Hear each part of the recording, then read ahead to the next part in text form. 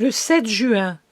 Père, tout d'abord je veux vous remercier ici d'avoir charitablement pensé de m'apporter la copie de la supplication et d'avoir eu la bonté d'accepter mon feuillet avec tant de bienveillance. Mais ce n'est pas ma supplication. De moi, il n'y a que le travail d'écriture. L'idée n'est pas de moi. Je ne suis pas assez sublime pour savoir tirer de mon cœur des pensées de pardon si surhumaines. Je vous ai dit hier que pendant que je les écrivais, et je sentais qu'elles étaient justes, je devais faire un véritable effort moral pour les accepter.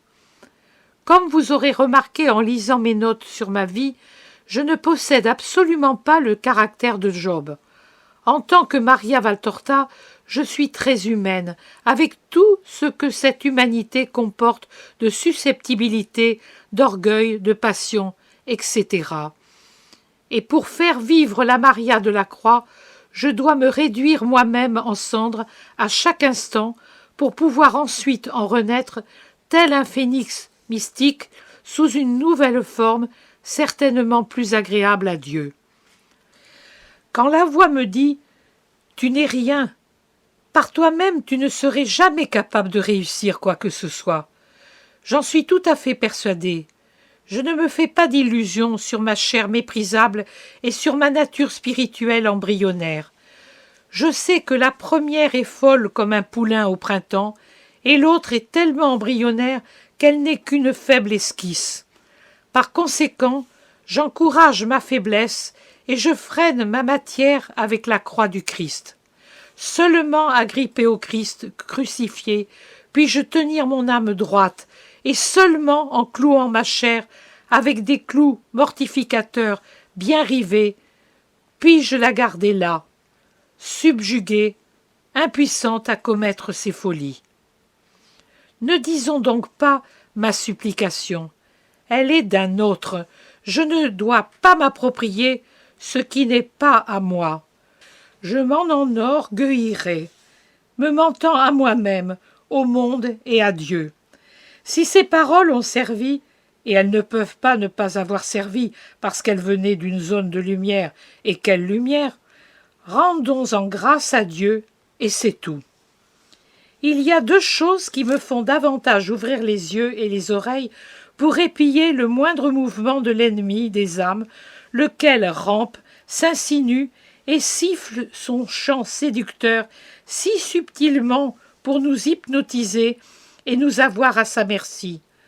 En premier lieu, les tendances de la chair, si opiniâtres malgré tous les silices. Ensuite, les montées de l'orgueil, qui tentent sans cesse de gonfler. Je sens instinctivement que les unes et les autres meurent 3 jours après nous et que seule la bonté de Dieu et une grande, très grande volonté de notre part, une volonté infatigable, prompte, vigilante, peuvent les rendre inoffensives et les stériliser pour contrer chaque nouvelle vague de germes corrupteurs. Et je sens également que si je me laissais enserrer par les anneaux des sens ou de l'orgueil, le présent état de grâce cesserait d'un coup, avant, bien avant ce que veut mon Jésus, qui ne cesse de me tenir dans ses bras et de me murmurer des paroles de vie. Vous pensez bien que je ne voudrais pas perdre cette béatitude par ma faute. C'est elle qui m'empêche de sentir la morsure des vicissitudes humaines qui me frappent et la double morsure des souvenirs qui m'assaillent.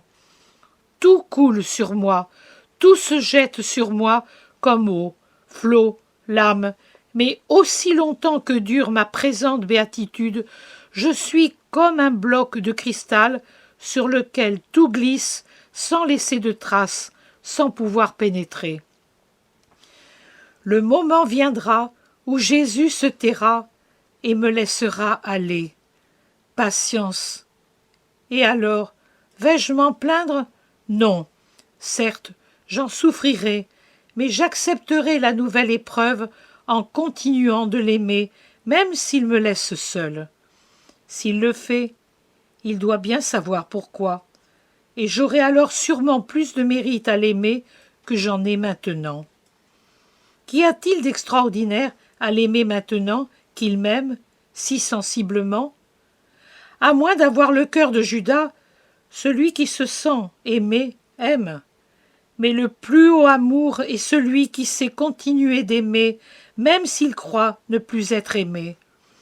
Quand on agit ainsi avec les humains, on n'en tire jamais profit, ou bien rarement. Mais avec le bon Dieu, on peut être sûr qu'une période encore plus intense d'amour s'ensuivra, parce que Dieu nous récompense toujours après nous avoir éprouvés, si nous avons su rester fidèles.